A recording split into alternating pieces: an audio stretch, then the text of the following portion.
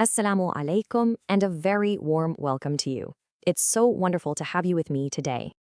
We're going to dive into a truly beautiful and, I think, deeply reassuring passage from the Quran, specifically from Surah Al-Hajj. We'll be looking at 3 verses that give us these incredible promises of divine reward, of protection, and of the universal sanctity of a sacred space. So let's get started. It's a question we all ask ourselves, right? When things get tough, when we feel pressured or opposed, where do we turn for comfort, for hope? We're all looking for that promise that things are going to be okay, that sign that we're not facing our struggles all alone. Well, for the very first community of Muslims in Mecca, this wasn't some abstract question. They were living it. They faced intense persecution. They were mocked, they were harassed, and they were even physically blocked from worshiping at the Kaaba, the most sacred place for them. It's right in the middle of that really challenging time that these verses were revealed. And boy, did they offer a powerful message of hope and divine assurance. So where does this assurance begin? Well, the first promise isn't about worldly victory or some kind of material gain. No, it starts with something way more profound, way more personal. A promise of divine love, of affection. This first promise is just captured so beautifully in verse 23. Listen to this. Indeed, those who have believed and done righteous deeds, the most merciful will appoint for them affection. What a direct connection, right?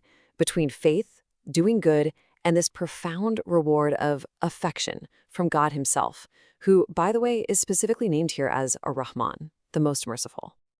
Okay, so let's talk about that word, affection. The Arabic word used here is wood, and this is where it gets really interesting.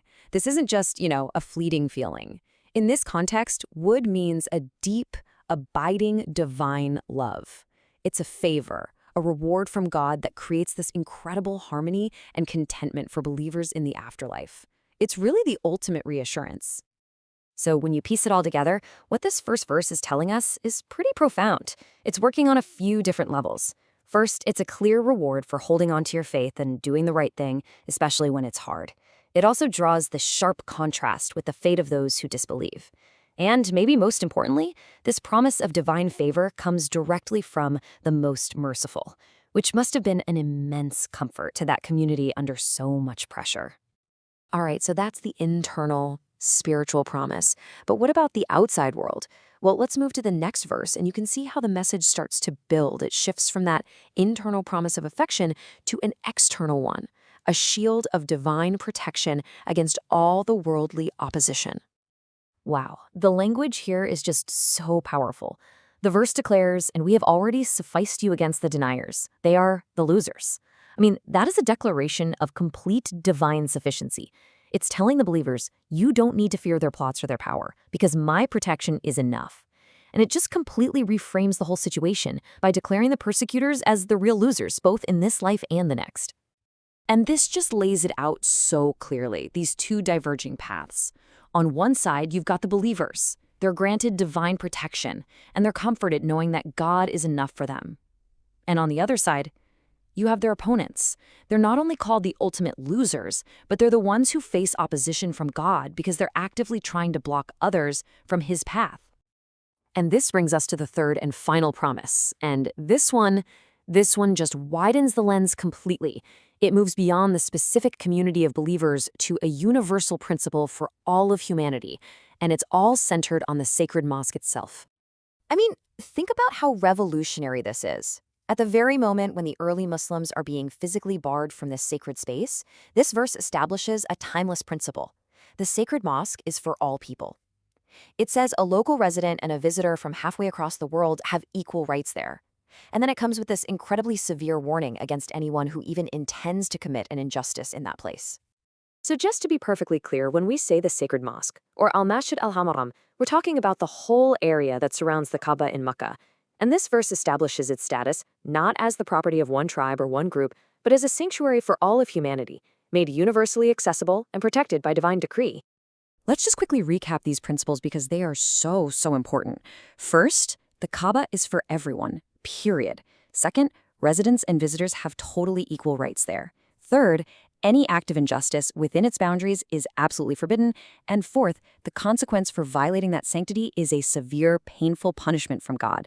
It's basically a divine charter for inclusivity and justice.